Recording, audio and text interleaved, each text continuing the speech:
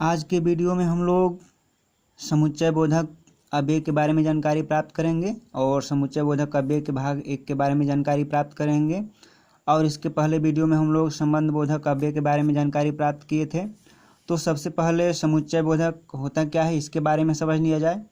तो इसमें आप लोग याद रखिएगा कि जो शब्द दो शब्दों या वाक्यों को एक साथ जोड़ते हैं उन्हें हम लोग क्या कहते हैं, समुच्चय बोधक अव्यय कहते हैं।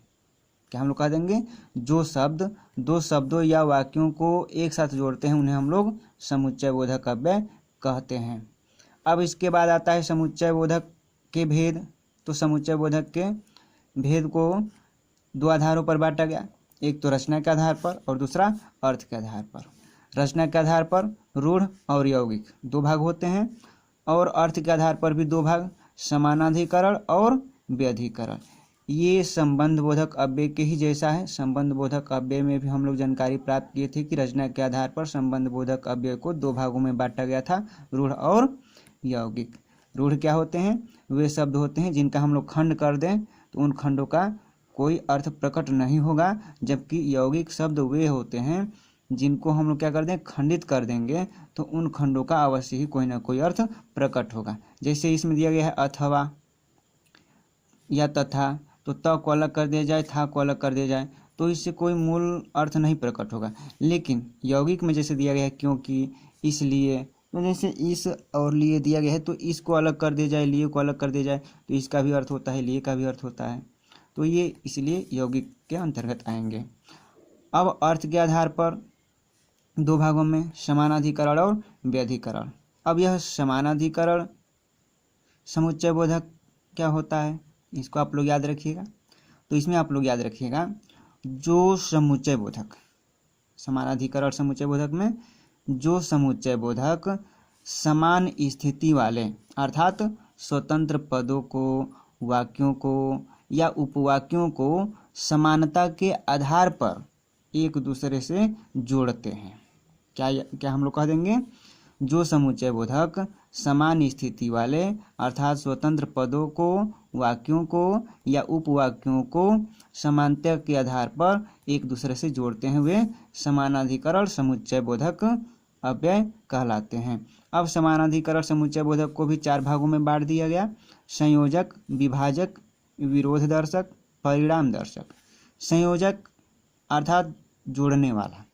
तो इसमें आप लोग याद रखिएगा कि संयोजक के अंतर्गत दो समान शब्दों को आपस में जोड़ने वाले शब्द आएंगे, जैसे और, एवं, तथा, जो कि, अर्थात, व आदि ऐसे शब्द मिलेंगे। जैसे एक उदाहरण देख लिया जाए, मेघा और मानसी पढ़ती है। तो यहाँ क्या हो रहा है, दो शब्दों को आपस में जोड़ा जा रहा है, अर्थात मेघा और मानसी इन दोनों को क्या किया जा रहा है, आपस में जोड़ा जा रहा है। इसलिए यह जो और शब्द है यह क्या है, संयोजक के अंतर्गत है।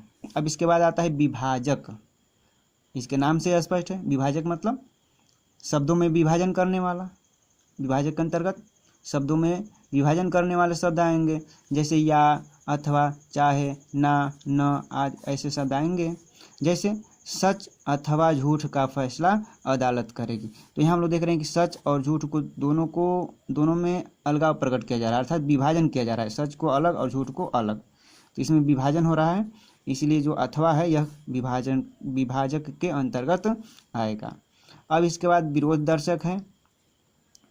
तो इसमें आप लोग याद रखिएगा विरोध करने वाले शब्द मिलेंगे, जैसे परंतु, किंतु, लेकिन, पर, बाल्कि, अपितु, फिर भी, मगर, वरना आदि ऐसे शब्द मिलेंगे।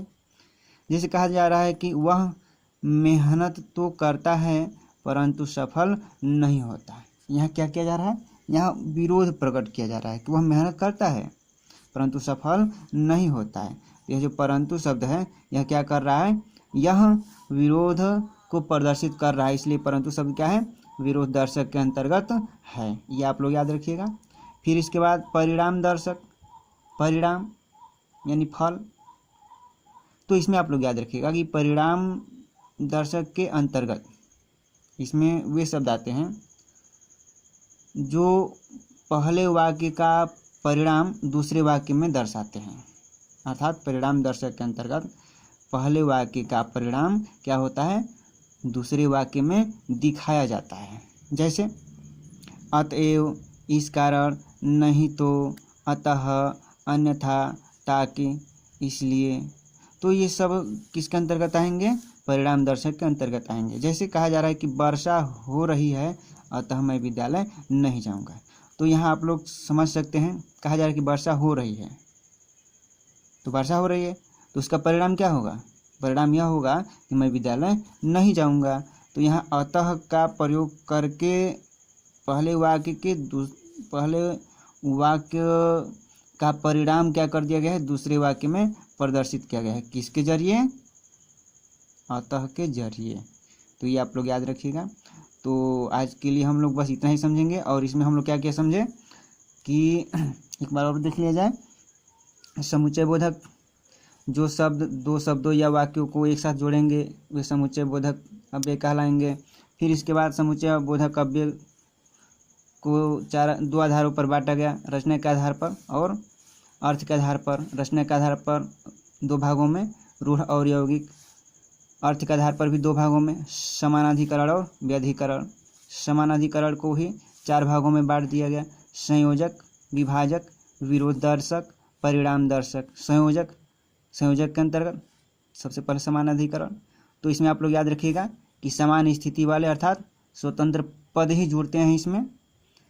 और इसके जो भाग हैं, संयोजक अर्थात जोड़ने वाले शब्द मिलेंगे, विभाजक विभाजन को प्रदर्शित करने वाले शब्द मिलेंगे, विरोध दर्शक विरोध को प्रदर्शित करने वाले शब्द मिलेंगे, परिणाम दर्शक और इसमें परिणाम को दर्शाया जाएगा अर्थात पहले वाक्य का परिणाम दूसरे वाक्य में दिखाया जाएगा। जैसे वर्षा हो रही है अतः मैं विद्यालय नहीं जाऊंगा। जैसे कह दिया जाएगा कि झूठ बोलना बंद करो, नहीं तो किसी दिन बहुत पीटे जाओगे। नहीं तो इस समुच्चय बोधक का प्रयोग करके क्या किया जा रहा है? परिणाम बताया जा रहा है कि झूठ बोलना बंद करो, नहीं तो क्या करोगे? किसी दिन पीटे जाओगे। तो यहाँ परिणाम दर्शाया जा रहा है। तो अगले भाग की जानकारी हम लोग अगले वीडियो में प्राप्त करेंगे। तो आज के लिए बस इतना ही। धन्यवाद।